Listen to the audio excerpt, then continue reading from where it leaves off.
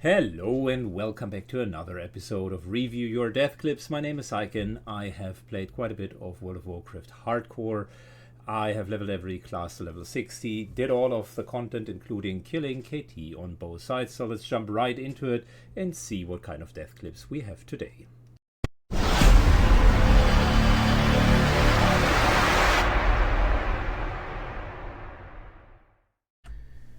Alrighty, welcome to another version of the death review. We're starting with death number 1, actually a very nice one. Finally, we're getting some KT action. For those of you unaware, Kel'Thuzad last boss. This is the final fight of Naxxramas. So those guys are already giga chats for making it here. Let's see what happens. Morgan, Fisher. Morgan, no! Ooh. Focus up, guys. Good. It's short and sweet, but Kel'Thuzad is really a nasty encounter. So let's shortly talk about that and what could have happened here. So Kel'Thuzad is not attempted by many guilds, and these guys from Patreon God might have learned their lesson here, or at least partially. And the reason why Kel'Thuzad is such a difficult encounter is, number one, you need to clear the entirety of Naxxramas first. Number two, you need to kill Sapphiron, who is the last boss before Kel'Thuzad, and that requires a substantial amount of frost resistance gear. And number three, and that's the most important one, the Kel'Thuzad fight has a certain element of randomness, which, even if you are very well prepared and even if you're doing super well, can still kill you. So let's talk about what we're seeing here. These guys are spread out simply because there are a couple of mechanics of Kel'Thuzad that will affect a lot of people. Let's talk through the KT abilities really quickly and start with the one that killed the guy. So Kel'Thuzad has 5 main abilities that they are using. I am surprised not to see a tracker of the abilities on his UI, but okay, it is what it is. So the first ability that you've seen is called Shadow Fissure. It spawns underneath the foot of a random person if it is ready, and it will leave this little red mark. And then you do have exactly 2 seconds to move out of there before you're taking 120,000 shadow damage, which is a one-shot kill for no matter which character. You can petri it, but you cannot just stand in there.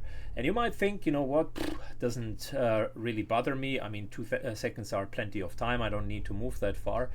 Trust me, there are a lot of things going on in that fight, and it is very easy to get distracted and not look at the bottom. My suggestion there would be to use an add-on like GTFO, which always gives you a sound when you're standing in something dangerous, but can be used for void zones of the 4 horsemen, or for the Shadow Fissure. In this case, you just get a very audible sound. And if you raid, I would also say don't do it with music, because it is a problem. And you can just use that sound and as a cue, as an extra safety net to move out. If you notice that you can't move out, immediately petri. Like, there's Kel'Thuzad in particular, there is no shame in petrying some of the abilities. Just petri. You will survive. You can get out of the petri and continue to do it. Really quickly going through the other abilities, because there are a couple of them that are still nasty. Kel'Thuzad has a mind control on up to 3 players, specifically when that is in the tank/melee compartments. That can cause a lot of problem, or if he mind controls a mage. Can't be dispelled, can't be ice block, can't be bubbled. You just have to crowd control them. Typically magical slumber dust with target enemy player macro is used. That macro automatically targets a player that is mind controlled, because at that point he becomes a quote-unquote enemy instance, and it is an instant cast, so you're basically sleeping people out of it, which is also the reason why undeads prior to this fight are suggested to have used Will of the Forsaken, so that it's on cooldown, but that's a different story. Then He does have a volley of ice bolt, which just deals a lot of damage. Need good healers in order to do it. And he has a single cast ice blast, which these guys need to kick, and you need to have a good kick rotation. If it ever gets through, it one-shots the tank. On top of it, he spawns a couple of other things, and he has mana explosion, which is the reason why these guys here are spread. So all of that happens with different timers, so that's what makes this fight so ultra chaotic. I respect the people for trying, KT, and sorry to see that one of the warriors didn't make it. Next death. Alright, for the second death, we're finding ourselves in Zul Farrak. Nasty end boss, potentially, in my opinion, the most difficult boss there is in the entire dungeon. Mainly because if you don't play him right, you're going to suffer.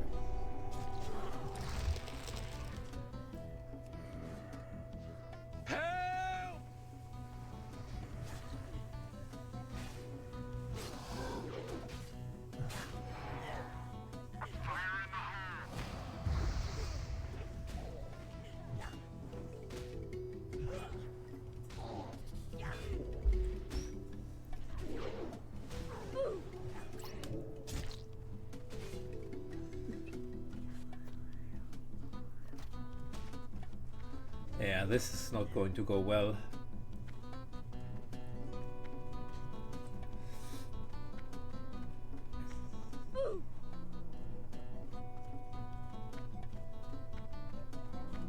He might be dead. Oh shit. Oh shit. Oh, aspect of the pack saved him. Alright, well, let's talk about this guy. So Athul Sul is kind of an optional boss. You don't really need to do him, but he is one that you really need to understand how to work around. The typical right way of doing it is you're clearing that entire area here of enemies, then you pull him, and then you focus him down. So what these guys do incorrectly, for starters, they didn't understand the boss mechanics, way too less DPS, and they let the totems live. So it's the sweet and short here. The way that Atusul works is he basically summons a couple of these non-elite basilisks at the beginning. They can be crowd controlled, feared, slowed, and whatnot. Very easy to kill. If you do have AoE, you can just strike them down. This guy here is arm spec, so typically the right way of doing it is using a rage mob. Then when Atusul comes in, the healer just stands next to the caster, to the tank the sweeping strike, and just cleave all of them down. That is not the big problem. Afterwards, everybody should focus fully on Atusul and just get him down, because Atusul does a couple of things. Number one, he has two totems. The more outrageous or important one is the Earth Grab totem. That needs to be taken care immediately. If it isn't been taken care of, I think 3 or 4 seconds after it spawns, it will start to root everybody in the proximity, and it then stays for, I think, 30 seconds ish. So very, very long time of immobilization. Artusul himself cannot be slowed, and he will use a second ability, which is summoning these larger basilisks. The larger basilisks cannot be slowed either. I think they look a little bit more like the brownish ones, but are just larger in size. They can't be slowed. They can't be CC'd, so fear is out of the window. And if you focus too strict on them, then Artusal will just overwhelm you with that summoning capacity. At some point, the mana is just going to not look great. So just off the bat, when the clip starts, couple of major mistakes here. They clearly have killed the small ones, but you can already see Priestess is half mana. That's not great. Warlock is at 1/3 of mana, and as much as you can tap with live tap, you should not find yourself in a situation where that is the case. Both of the warriors have dumped their rage, and clearly they haven't cleared the entire area, because this troll is now adding. Still, this is a very much manageable situation. The call here should be Warlock single fears that troll, and everybody else fully goes onto Artusul. Artusul is dotted, given that the priest wastes his mana on the Shadow Word Pain and Vampiric Embrace on top of it. I assume that he's Deep Shadow Spec and actually didn't want to heal this fight, but was just being brought in as the best thing that they could have done. This is where the totem spawns. You can see it right here. No one takes care of it, and they still don't deal with that Blood Drinker. You just saw the servitors of Artusal. A guy is playing on a French version of the client. Doesn't matter. Still the same deal. These are the non-slowable enemies. So at this point, Artusal is at 40-ish%, and you can see that the servitors are actually starting to attack the backline. There's also the Earthbind totem here, and the Fire totem, which deals a little bit of damage, but the Earthbind is the real problematic one. So Earthbind totem hits. That's the call where a few things should happen. Number one, the hunter needs to get a new job, because it would be his primary responsibility to kill those. Healer can, by the way, kill those as well, but no one is doing that. Secondly, the priest, by this point in time, for just using all of his mana on stuff that is likely not needed, is fully out of mana. And everybody else is taking damage. So what's the right call as the warrior in this scenario? Potentially AoE taunt into retaliation is a good call here, and then put sweeping strikes in, because the sweeping strikes will kill this guy. You still have a potion left over, and if all hell breaks loose, you can still dummy them off. But we're at the point where this is not unsolvable. First dummy goes down, they still ignore the totem, nobody calls anything, and you can see the totem kind of refreshes the entanglement effect. At this point, the healer has popped a mana potion, that causes threat. Artusal is dead, but the servants of Artusal and that Blood Drinker are still right here. I don't understand why anybody isn't CCing them. Warlock in particular should just fear the Blood Drinker, and then the servants of Artusal should be killed. Instead, the hunter moves all the way back, and then likely feign death. I still unclear what the hunter is doing. Maybe plays a melee only build. I have no understanding why he wouldn't use his pet here, maybe to off-tank one. Is feign deathing just to get these guys off. The warrior does something smart, which is use a grenade, and the priest isn't really helping. You can see he wanted to use Holy Fire, but that really doesn't help out.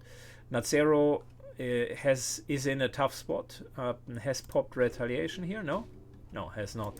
Is just petrified and will go down.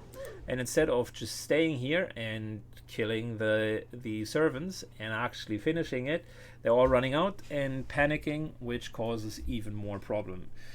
The dummies were misused, yada yada yada. Look, everybody here did not play well. I think that's not a surprise. Oh, I might have misspoken about the hunter, by the way. He's now standing here. It was the other warrior with... Let's just double check. Hunter is actually standing in the back. Okay, it was the other warrior, was Fury Spec. My bad.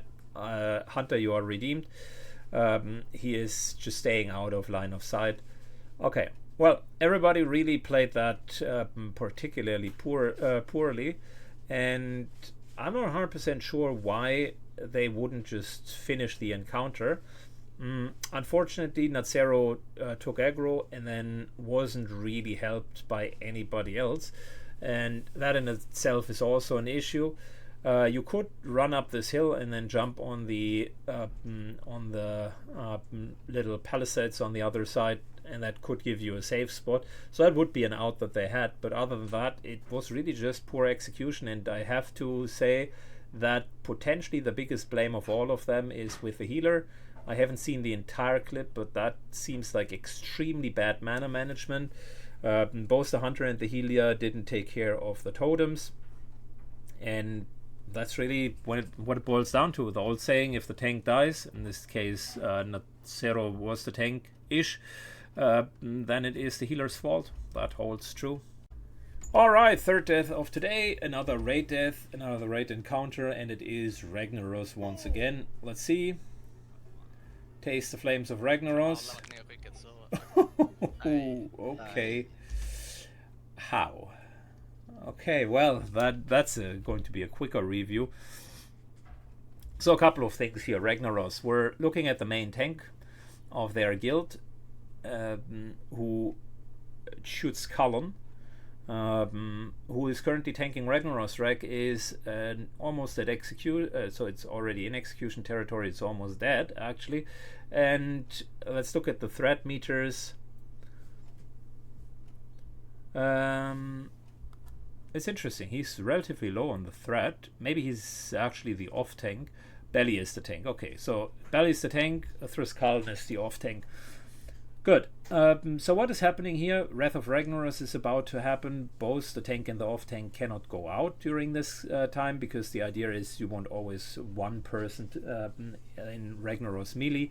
Sputnik here seems to be the second off tank, so to speak.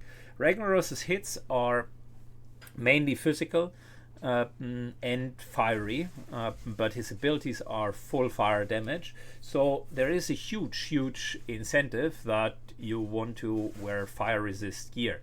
I don't see his character at this point, but let me just go through the buffs. There is a 49-minute buff. This could either be a greater fire protection potion, which I doubt it is, or, which is more likely, it could be the UBRS fire buff. So that's already good. That's 81 fire resistance here. I don't know the rest of his buffs. He seems to have Songflower, Rend, Onyxia, does have the standard buffs for a tank, so that in itself is fine. And they're together with Sputnik in the group, Feral to provide the Feral aura.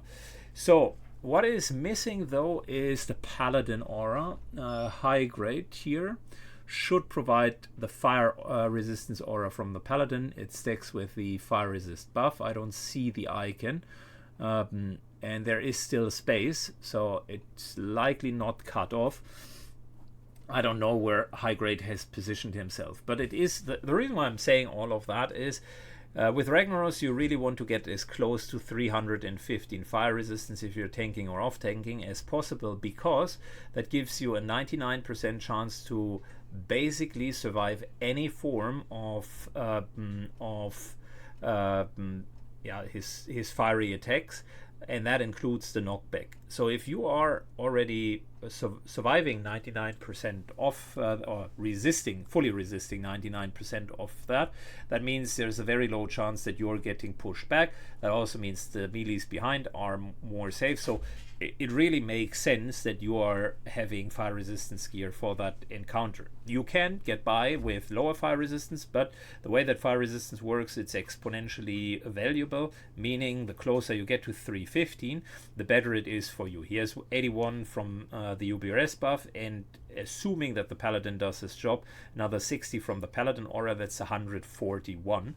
And on top of that, if he would be wearing at least 100, he's at 250, which is already decent for an AF tank. Keep in mind, he still needs to be high in threat. Belly is having 100% threat, and Thruskalln is unfortunately only number 4 on the threat meter. So even if Belly is now being knocked back, Thruskalln wouldn't immediately get it, but Storegrab would get it, which I assume is one of the executing warriors back there. And I hope, buddy, that you do have your lip ready. So no potion cooldown for him. He does have Tubbers, which can help, so that is something. And he has not prepared himself by drinking Nagenfogger beforehand to get the flight or the slow fall effect. I'll just say that these are the things that are currently there. He gets knocked up. is at 90%, and I would guess he's now eating the Wrath of Ragnaros. You can see Belly gets knocked up, Tuskaln gets knocked up, Sputnik gets knocked up. All three are getting knocked up, which tells me there's a substantial problem with them not having enough fire resistance gear. I, by the way, stand correct because I'm an idiot. We're not talking about paladins. He just has changed his UI to let the shamans look like paladins. There is the fire resistance totem, so that is the equivalent of the aura, which is all good. So he has at least 150, but it still lets me wonder, why do all three of them get knocked back? Because this is a huge problem. Once all of them are knocked back, the entire melee camp behind is in grave danger, and if no one is near Ragnaros, then he randomly will go. So you can see he gets knocked back really, really high. Taste of Flames, and you can see since the bear charges in, and this is a good time for intercept, by the way. He eats the Hammer of Sulfuron. He's now at half health. Where's the intercept? Oh, he's out of range. Ooh, how is that even possible? Let's watch that frame by frame. Let's slow that down to really slow speed. So he gets hit here. Intercept. Oh, he changes. He was not in bursty stance. Okay, understood. Can I really blame him? He has tactical mastery, so that's okay, I suppose. I wouldn't build it that way. He needed to be in death stance to just contest with the massive aggro that the melees are doing behind. I wonder though if that's the right call, because listen, he is already sub 20%, and we see Tuskaln here just going in with heroic strikes. And I don't want to criticize his rage management or anything, but if you're sub 20% and knockbacks can happen, I wonder if it wouldn't be more beneficial for him to actually be in Berserker stance and execute away. Be it as it may, he gets knocked here. There you go. At this point, when he gets knocked and has no way of intercepting, there are a couple of things that he could do. I personally, when I play warrior, do have a macro intercept which already includes Berserker stance, because that you can just spam it and that makes it quicker. His reaction time is slow. He started with Bloodlust, and up here he realizes I need to switch stances, and he's already out of range for intercept. The warrior, the feral Sputnik has done it. He has not done it, so he finds himself like super high up, and the camera is deceiving, but he's even higher than Ragnaros' head. This is level distance for anything but full hit points, unless you fall into the lava. So also, given that he is so far high up, you can see that Mac and the Shaman are the only ones that could theoretically heal him. So what's the play? His potions are on cooldown, which means Lip is out of the window. There is nothing to intercept other than Ragnaros himself. He did not prepare for fall damage, nor did he prepare correctly for the encounter with fire resistance gear. There's one out that he still has, which is Petri. That will freeze him mid-air, and at this point here, he should Petri. No matter what, he's at half hit points. I would simply Petri, because this here is the natural consequence. Sorry to see you go, Tuskaln, but it is unfortunately your own misplays that have caused that problem. Good luck, and that's the end of today's episode. Thanks a lot for watching, guys. Take care. Bye bye.